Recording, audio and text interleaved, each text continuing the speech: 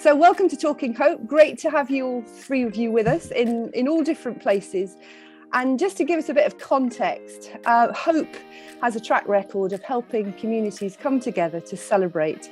And for the Platinum Jubilee, we want communities to celebrate. So we put together a website, theplatinumjubilee.com.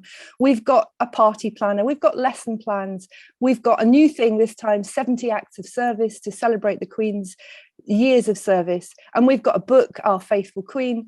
And I can write books, but I've always wanted a song. And so when I saw Les put together with others the UK blessing and saw how much the country was blessed by that, I thought we've got to have a song. So I started to talk to Les, and then I've known Graham and his work with March for Jesus years and years ago, and I've known Mal and his work with musical theatre, and also my favorite album of all time, City of Gold. So I thought, wow, these guys, they can really do this. So tell me, how did the song come together? Who's going to start? Graham, how did it start? Okay. Well, people always ask songwriters what comes first, the music or the words, But sometimes the answer is it's the phone call. And on this occasion, it was a phone call from Les, who'd obviously been talking to you, and asked me if I was interested. And I was immediately. I thought, well, I love a challenge.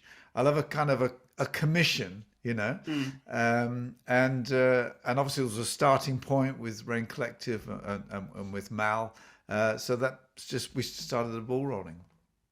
I should say, we go back a long way. All three of us, to be honest. I always wanted to be Graham Kendrick when I grew up, and obviously I colour my beard to look like Graham now. But we did all these gospel tours before the war, wasn't it, Les? Yeah, and they were cold winters. Les's father used to run the Salvation Army on Oxford Street, and I remember one particular tour that we did with Graham. We were so cold, we went to their clothes department to get some jackets.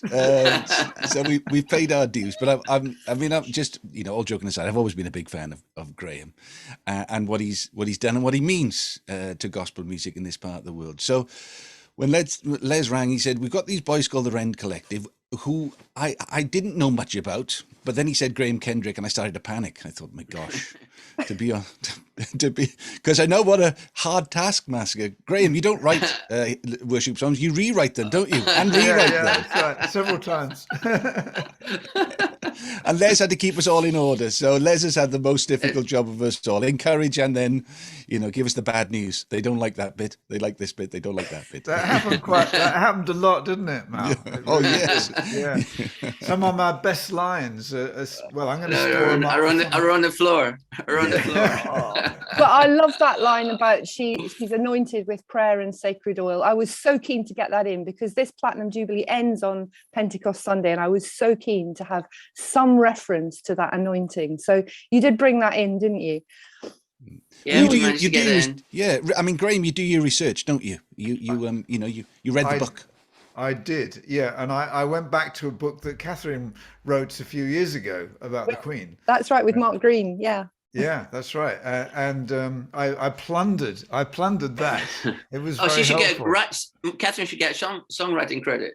Yeah, I should get a bit of a royalty here, shouldn't I? So, how are you hoping churches are going to use this song? Well, I love the dream of it being used at street parties.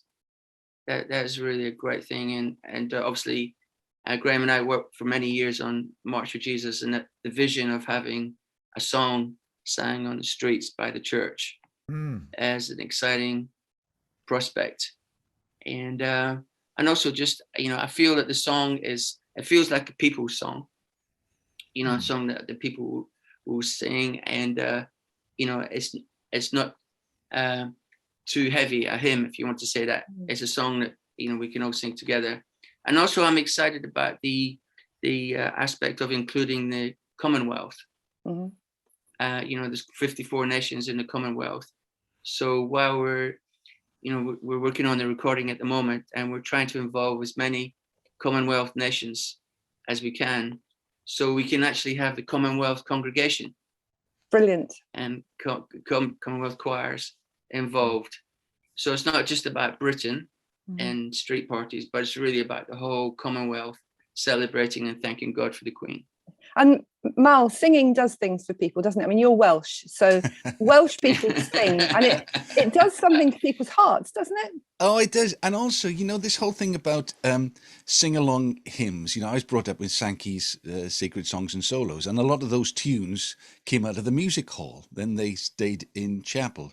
I was at the Swansea City versus Coventry match, and after the third goal went in, we started singing, "You're Not Singing Anymore," which of course is Bread of Heaven, isn't it? Yep. So, I mean, I'm hoping that they won't, totally change the words on the football terraces, but it would be good if it had that sort of still that, the communal aspect of it. And Yes.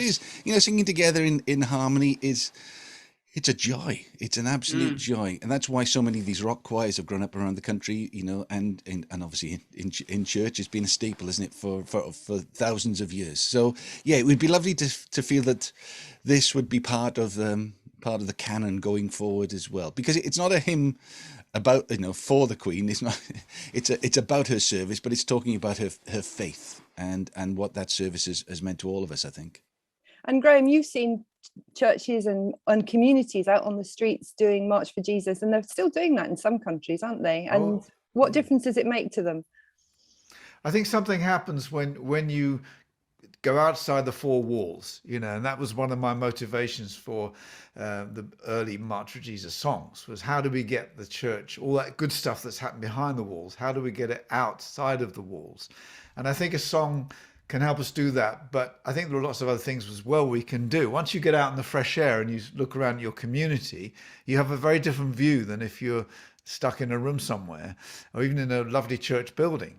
So I think it's probably the act of getting out and being vocal about what gives you hope and what gives you joy, and then trying to show that in practical ways as well.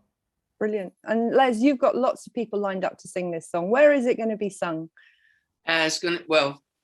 This week we were actually recording and rehearsing the Salvation Army band in actually in Oxford Street, Mal. Right. So the Regent Hall Salvation Army band.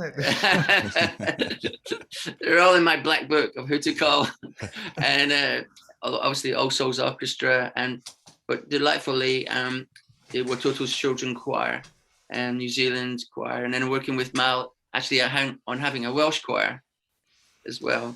So Scottish bagpipes, Celtic instruments, I'm vice president of the Morriston Orpheus. Vice president. So I'm hopeful that if the boys aren't too busy, we'll be able to get them in their suits and maybe record them, Les, at the Callan Lan Centre. It's an old chapel. That'd be great, where the Garossi, the lad who wrote Callan Lan, the words to Callan Lan, that's his old chapel. In fact, it's my family's old chapel as well. So the Callan Lan Centre, that might be nice if we can get that all organised.